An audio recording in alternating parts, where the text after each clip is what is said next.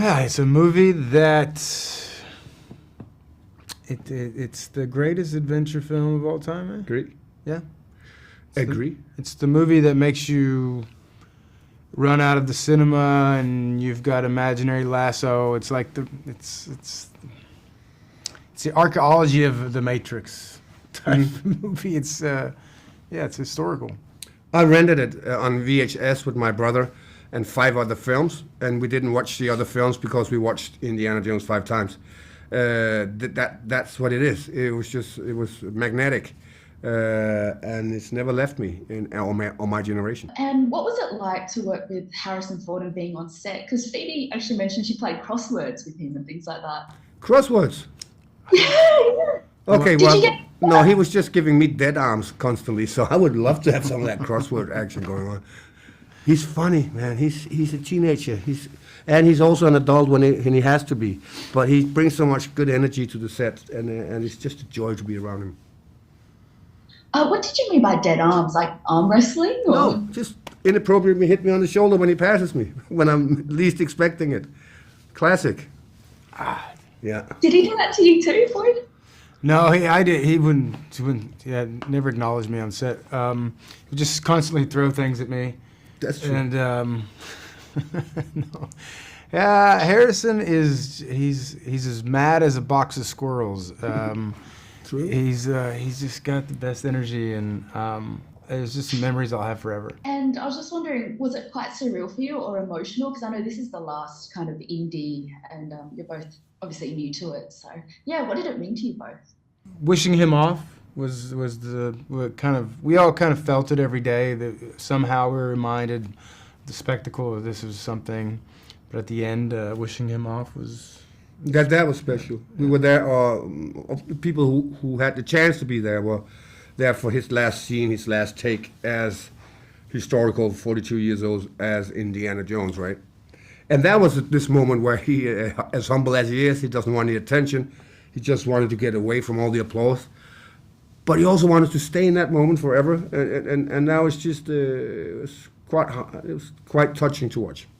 And you both play villains obviously in this film. I was just wondering, and you've talked a bit about humanising your characters and that, so I was just wondering if that was a hard process for you this time around? The fact that he's a Nazi makes it a little harder, yeah. But we don't play the Nazi card too much. I mean, there's a passionate man in there, and he's a scientist, not unlike Indiana Jones, going for something that might be able to change the world for the better and blah, blah, blah. So that's what I focus on. But eventually he does wear a uniform and a funny hat, and then we know who he is. Was that similar for you, Boyd? Did you find it hard to humanise? I think, I was very hesitant just being even associated with playing a Nazi and things like that, or wanting to be a wannabe Nazi, which is really what my character is. That was even more humiliating in a way. What a character that's just this dumb Neanderthal lapdog. But then I found how fun that was to be oblivious and to be quite vacant. I really just embraced that and found a character in there to play. What was it like being yelled at by Harrison and Mads? Oh, I enjoyed it, always. They continue to do it, even though we're not filming or anything like that, so I'm still trying to figure out why that is. Mads, you've played a lot of villains. I'm sure you get this a lot. Kind of a Bond villain, Hannibal, a Marvel villain. But I'm wondering if your favourite was playing the villain accountant in Rihanna's Bitch Better Have My Money. It was up there. Let's put it this way. There was a script. I wasn't sure what it was about. And we did like 10% of it. It ended up on camera. So it was a confusing time. But she was so fun to be around and had such good energy. And it also gave me some brownie points with my son, because he's never really impressed about what I do, but that one he really enjoyed. What were the sets like? And I guess I just assume it's all built. Yeah, but you assume that, but that's rare. But it was the case here. Yeah. Yeah. We went to like Morocco, the hotel there. We actually did the real exteriors, and then we would build the interiors. So in Sicily, we were in Sicily, but The interiors were in London, and in Morocco, the interior of Morocco was in London. So, yeah, I mean, we were in like 100-foot tall caves that were man-made over, I don't know how many months. It's grandiose doesn't really love it. It's the kind of thing where you say, okay, it seems like a waste, but it's not, because you don't know where the camera wants to end up. You might come up with a shot that is so cool from down here, so they build the entirety. And for us, it is, we don't have to, make believe or pretend anymore. We're in the middle of a cave, so it's up to us now to do the scene. We don't have to play anything else, it's there. Did you research and kind of base your characters on real life people? No, not so much research. I mean, I know the history of Operation Paperclip. I know the characters in that period. I also know a few of them who ended up in the Soviet Union, etc. But of course, we looked at Werner von Braun because obviously he's the man to go to. But I was more inspired by his looks and the ease he was walking around society with American diplomats and scientists, and as if there was no past, as if he's done nothing wrong in his life, and they accepted it. So there was a certain sway around his way he had his hair, his glasses, and so we got a little inspiration from that. I've read that you learnt English by listening to Monty Python records. Yeah, I was just wondering, well, my husband and my father-in-law wants to know what your favourite Monty Python movie is and why. Oh, for me, it was, I mean, there are sketches that I favor more than the films because they're so insane in their own little universe. But for me, it was the Holy Grail. The Holy Grail was just, I loved them so much and I knew everything by heart. And I went in and watched it in a movie theater in Denmark.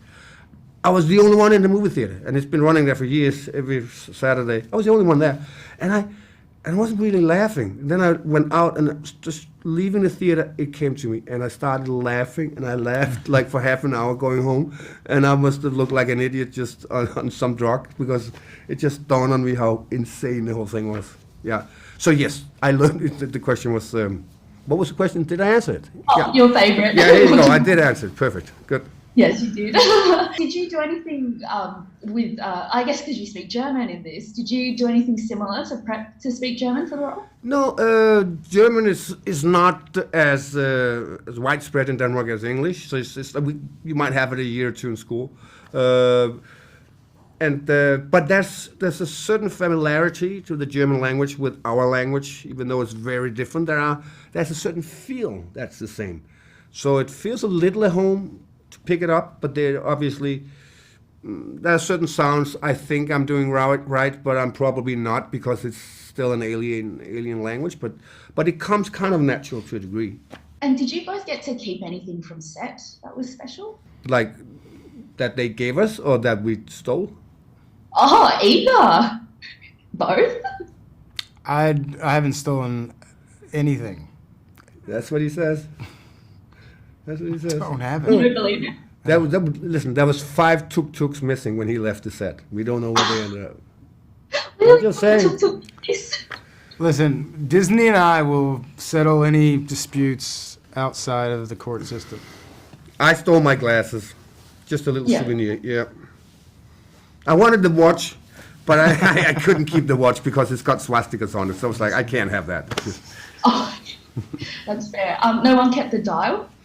No, that was heavily guarded. It's a trophy. It's in a museum. It's not ours.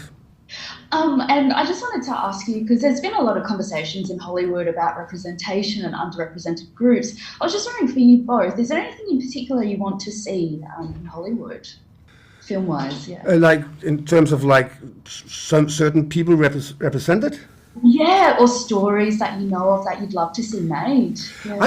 I want people having personal stories, and what they bring with that will be the representation that they bring. I want it to be an open market for people who have ideas, and then hopefully that will bring everything that the world desires eventually. And for you, Boyd?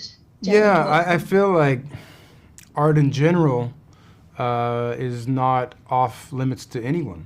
So I encourage any race, creed, or religion, or sex, or age to if they have the desire to be a storyteller. I feel like that's a leap into the unknown that I encourage everyone to aspire to be. I feel like everyone should have that ability.